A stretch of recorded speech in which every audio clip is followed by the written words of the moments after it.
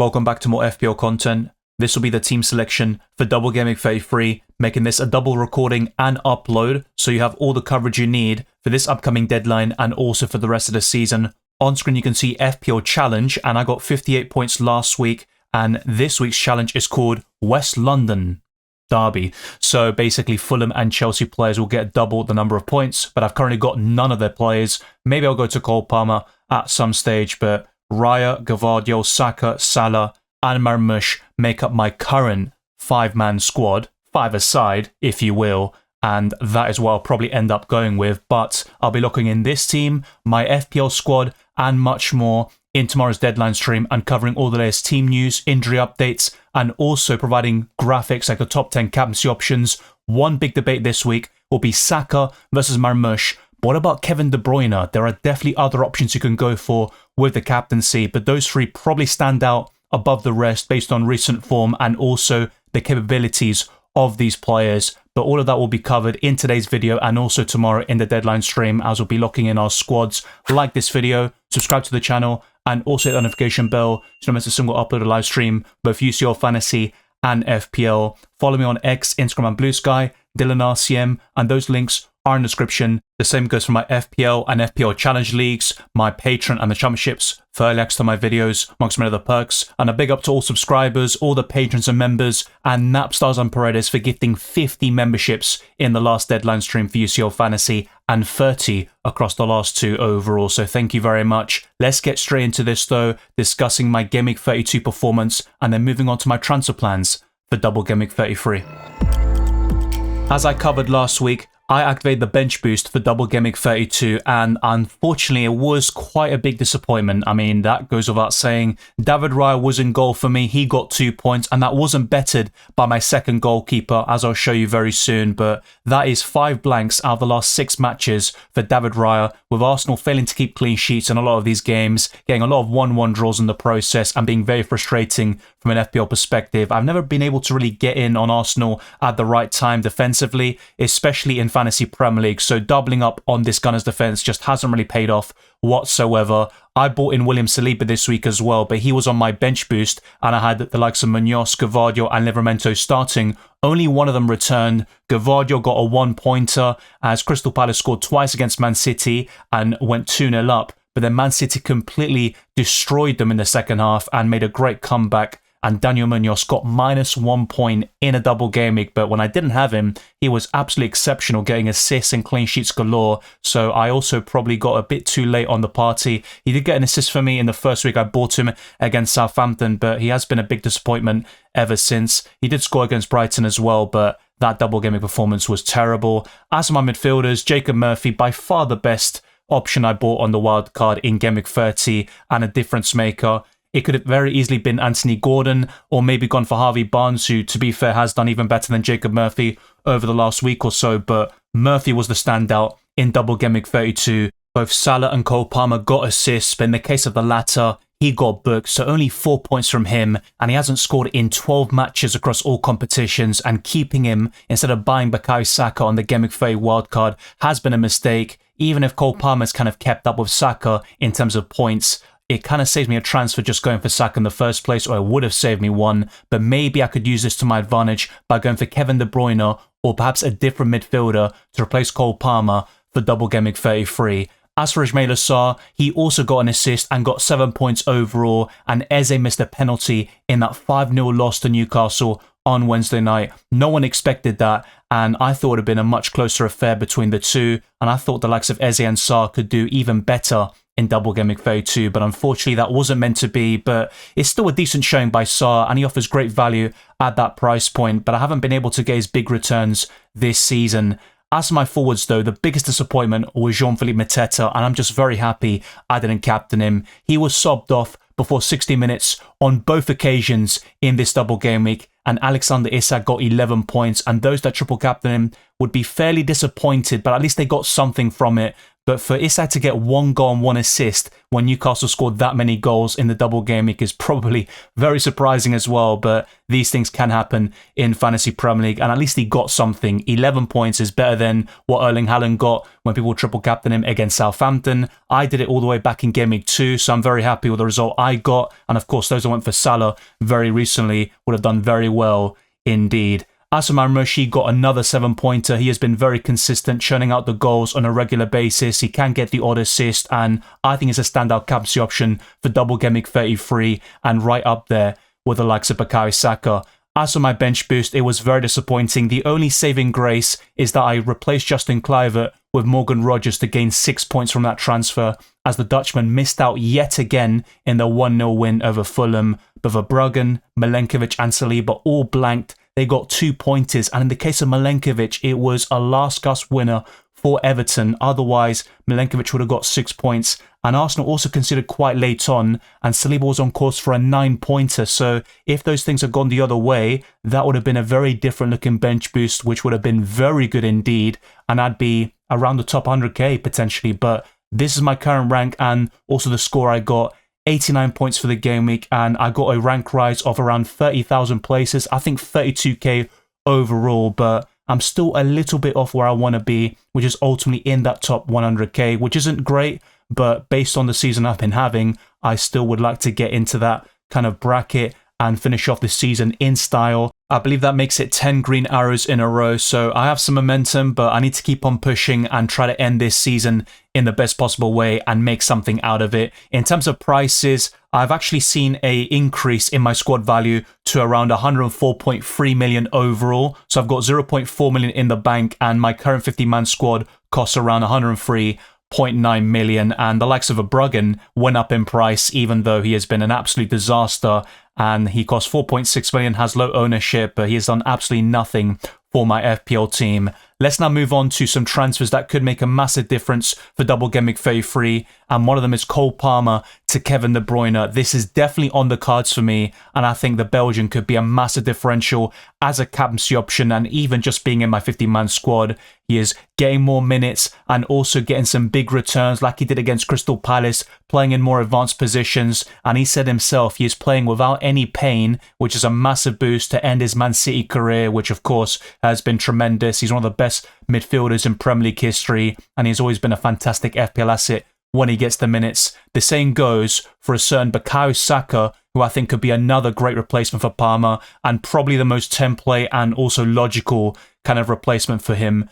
I think Saka is probably the more likely of the two in terms of him or De Bruyne. I wish I could go for both of them simultaneously, but that would mean a -4, possibly even a -8 hit in my situation, and I'm not entirely sure if it warrants those sorts of moves because I'm quite happy with my starting 11 in the grand scheme of things. So with all of that in mind, let's go to my provisional Game Week 33 team selection, and I've got some very decent players that can compete with the free hitters, including David Raya, who for me is the best goalkeeper for Double Game Week 33, facing Ipswich Town away and Crystal Palace at home. Hopefully the Gunners can keep 1 clean sheet at the very least, and if they can keep 2, that would obviously be a godsend, but I'm not entirely sure that will be the case. I could see them conceding at least 1 in this double game week, but compared to the likes of Man City, Crystal Palace, and all these teams doubling, I think they've got the best double on paper.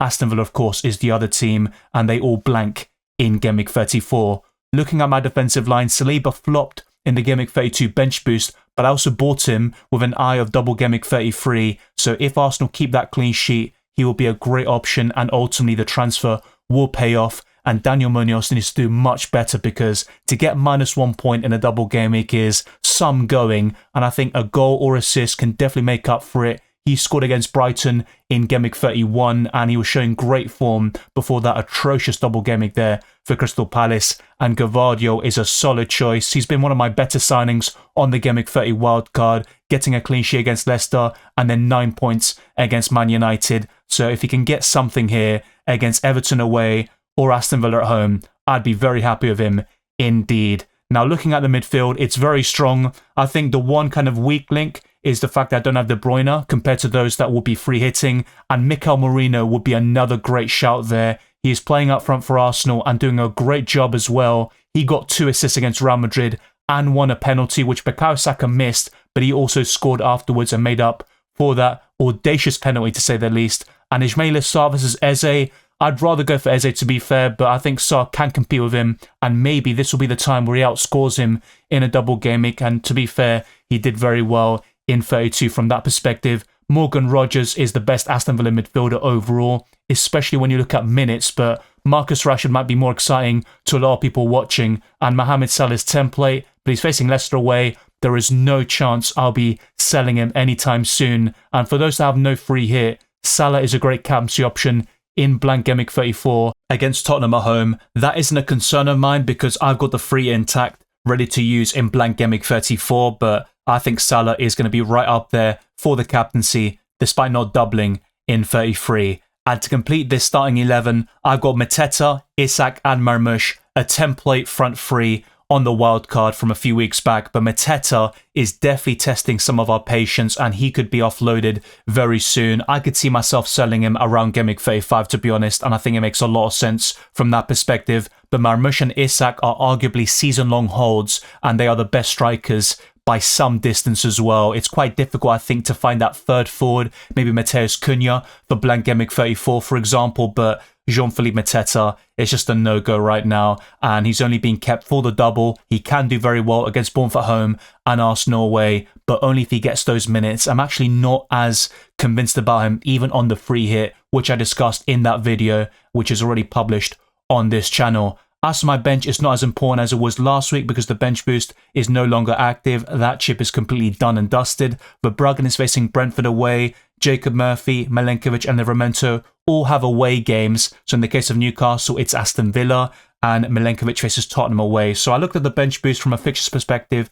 and it looked far more appealing for Double Gameweek 32 compared to 33 for me. But I would not be surprised if this bench outscores my 32 bench boost quite considerably, and that will make it very difficult to, kind of take. But these things do happen in FPL. We all know how this game can go. But let's talk about the captaincy. Saka is currently my captain if I bring him in, and Kevin De Bruyne is another shout because he could still find a way into my final 15-man squad, and Marmoush does take the vice captaincy, but it's very, very close. This will be locked in tomorrow's deadline stream, and if I have a sneaky suspicion Saka's minutes will be even less than I currently feel right now, then I will go for Marmoush and just go from it in terms of expected minutes perspective and also the better form and stats. And you also look at the match sharpness that Marmoush has compared to Saka, who is still not 100% yet, in my opinion, but he has that capability of scoring and assisting against absolutely anybody. And against Ipswich Town and Crystal Palace, if he can get,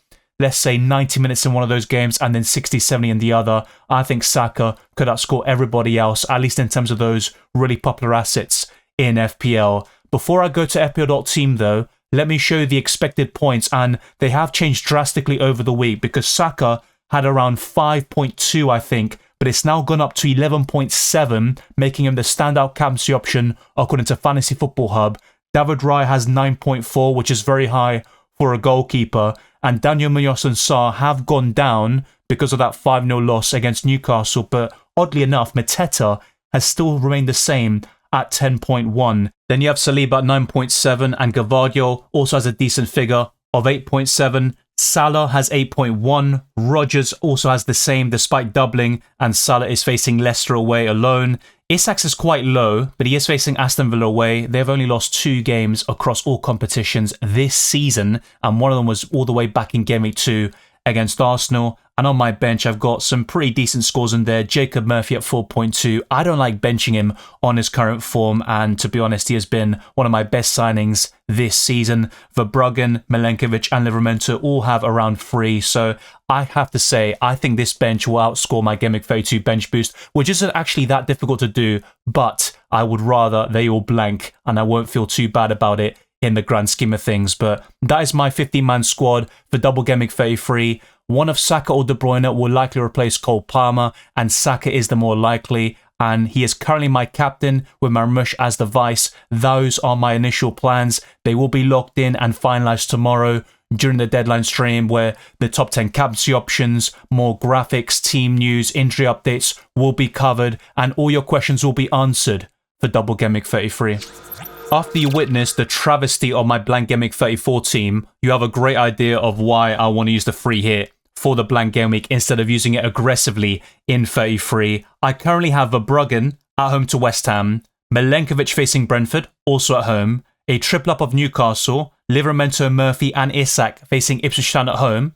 Those players are decent, but everybody else blanks in my 15-man squad, so the free hit has to be used for Blank Gameweek 34. There I can add the likes of Cunha, 8 Nuri, I can go for a second or third Liverpool asset. There are many different things I can do, get to a full starting 11 and gain a lot of points from my free hit, which I failed at spectacularly last season using it in Blank Gameweek 29, which was one of the worst game weeks in FPL history, but that's why I am using the free in 34, and my current plan is to use one free transfer this week. I am open to taking a hit or two and going for De Bruyne and Saka simultaneously, but I'm not sure if that will really work, and it probably requires a -8 overall, and downgrading somebody like Isak, I'm not really sure that's worth it. So I think just keeping it simple, I still think it's a fairly competitive team overall with the free hitters and with most people in Double Gameweek 33. And my free hit next week, if I get it spot on, can also push me into that top 100k. So that'll be the aim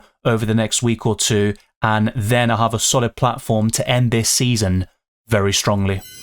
And there we have it. That concludes my team selection for Double Gameweek 33. You can see the clean sheet and over 2 goals odds on screen. Arsenal are top with a 73% chance of keeping a clean sheet and 71% of scoring over 2 goals. Man City, Liverpool, West Ham and Aston Villa complete the top 5. Crystal Palace are 7th despite doubling, and Leicester City are last once again. So those are the stats taken by fantasyfootballpundit.com, which I have referred to in my UCL fantasy videos and live streams as well. And on the right hand side, the over 2 goals odds are taken by Draft Town, which I have also talked about on this channel. Thank you very much for watching this video and listening to this podcast. If you enjoyed it or found insightful, then like this video, subscribe to my channel, and also hit the notification bell so you don't miss a single upload or live stream for both UCL Fantasy and FPL. Follow me on X, Instagram and Blue Sky, DylanRCM, and check all the other links in the description for my Patreon and the championships, for early access to my videos, amongst many other perks. The Discord server, FPL League and Spotify can also be found in the description. I'll see you very soon for more UCL Fantasy and FPL content, which includes tomorrow for that deadline stream.